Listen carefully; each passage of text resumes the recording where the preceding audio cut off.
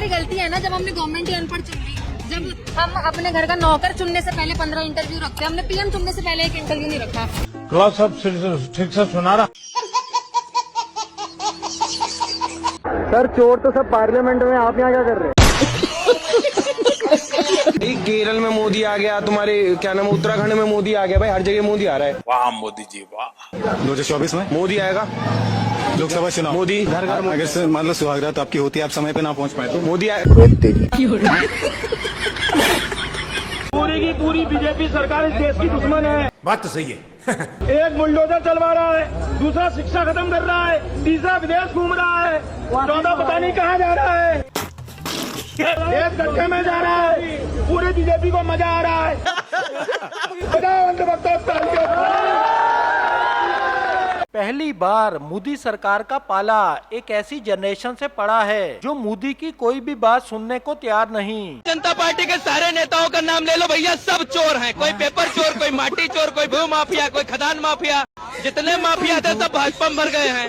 तो इन सरकार से प्रधानमंत्री वोट चोर है, गृह मंत्री लोगों का टैक्स चोर है, रक्षा मंत्री सिंधी चोर है। चोरों की जमात है भाजपा पार्टी, इसमें हम कुछ नहीं कर सकते। अभी वोट चोरी हुआ है, फिर पेपर लीक हो गया है, अभी आप लोगों का भविष्य लीक होगा, पानी लीक होगा, हवा में पोल्यूशन होगा। भाजपा सरकार मुर्दाबाद।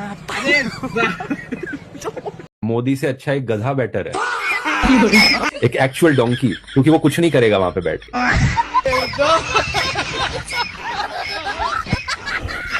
जेन जी ने इंडिया की पॉलिटिक्स का नक्शा ही बदल के रख दिया है। पहले इंडिया के लोग हिम्मत हार चुके थे और मोदी को भगवान मानकर चल रहे थे। जेन जी ने बीजेपी को जड़ों से हिला के रख दिया है। आतंकी शासन की अंत की शुरुआत हो गई है और ये युवा शक्ति ने तो जो करके दिखाया ना, वो शायद कोई भी नहीं कर सकता था। इन लोगों को हम बहुत कम करके आंकते थे, इन्होंने वो करके दिखा दिया जो शायद कोई नहीं कर सकता था। एक शुरुआत कर दी है, सब में हिम्मत आ गई है, इतना मतलब राहत की सांस लिए, प्लस अपनी मांग मनवा के ही झुके ये लोग, दिखा दिया युवा शक्ति क्या होती है। बड़ी होप हो रही है अब। बहुत सारे लोगों की आंखें खुल गई हैं, क्योंकि पहले मोदी जी को सब महान मानते थे, मैं भी मानता था, लेकिन अब मुझे समझ आ गया भैया ये कुछ मामला गड़बड़ है, रॉन्ग नंबर है, रॉन्ग नंबर। मोदी भाई डर गए क्या? मोदी भाई डर गए क्या? डरा हुआ है।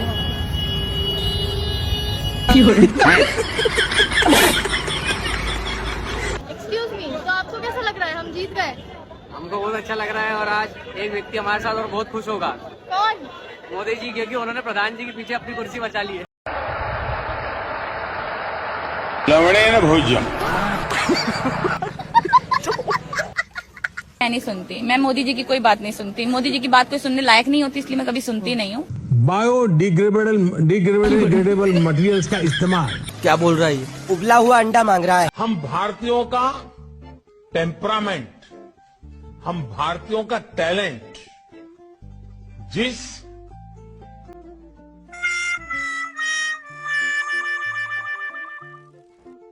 क्लास सब ठीक से सुना रहा। एक अगला कदम है साथियों। सेक्रेटरी जनरल एंटोनियो गुटेरेस मेरी इस बात से सहमत होंगे। जैन जी बीजेपी के पीछे हाथ धोकर पड़ गए हैं। हालात देखकर तो लगता है कि मोदी सरकार के घर जाने का वक्त आ गया है। बहुत हो गया मोदी की सरकार, अब मोदी को हटाओ, इसके बस की देश चलाना है ही नहीं। मोदी से क्या कहना चाहते हो भाई? सरकार से कहना चाहते हैं मोदी तू हट जा। आई एग्री, पूरी बीजेपी का इस्तीफा होना चाहिए। कौन आए कौन नहीं उससे फर्क नहीं पड़ता, बीजेपी को हटाना है। पॉलिटिक्स में भी एग्जाम्स होने चाहिए, बिना पॉलिटिक्स में एग्जाम के कोई पॉलिटिक्स में एंटर नहीं होना चाहिए। जैसे हर एक फील्ड में पढ़ाई करके इंसान आगे बढ़ता है, उसी तरीके से पॉलिटिक्स में भी पढ़ाई करके एग्जाम दे कर आना चाहिए। जो उसके लायक नहीं उसको बाहर भगाओ सालों को। अच्छी जॉब तो कोई हो नहीं सकती। मैं तो सोच रही हूँ अपनी डिग्रियाँ जला दूं और बीजेपी का टिकट ले लेती हूँ। जय अंबानी जय अदानी करके अंबानी चालीसा पढ़ लेती हूँ। ऐसे जॉब कहाँ होगी बढ़िया, जिसमें घपले करते जाओ, काम करो नहीं, अकाउंटेबिलिटी कोई है नहीं, रेजिग्नेशन देना नहीं। तो आई थिंक सबसे अच्छी जॉब है। फालतू में मैंने इतनी पढ़ाई करी। धर्मेंद्र प्रधान के रेजिग्नेशन से स्थिति सुधर जाएगी क्या? स्थिति एटलीस्ट शुरुआत होगी सुधरने की।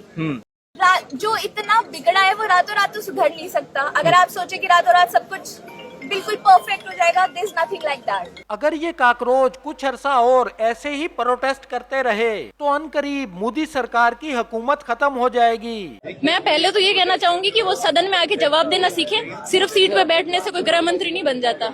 इस्तीफा हो गया तो वो कह रहे हैं कि आप धीरे धीरे नए नए लोगों का इस्तीफा मांग रहे हैं। हाँ, क्योंकि सरकार है ही ऐसी। फ्रेंड्स, गोली मैंने ही तुम लोग पर चलवाई, लाठी भी मैंने ही चलवाई, यहाँ तक कि मैंने ही तुम लोग पर केस भी करवाया और माफ भी मैं ही कर रहा हूँ। वाह मोदी जी वाह। जब तक सूरज चांद रहेगा, मोदी बावली काट रहेगा। एक कल्चरल शॉक है कि हमारी बेटियां इस प्रकार की भाषा कैसे बोल सकती हैं। जैसे आपके नेता भरे महफिल में बोल सकते हैं।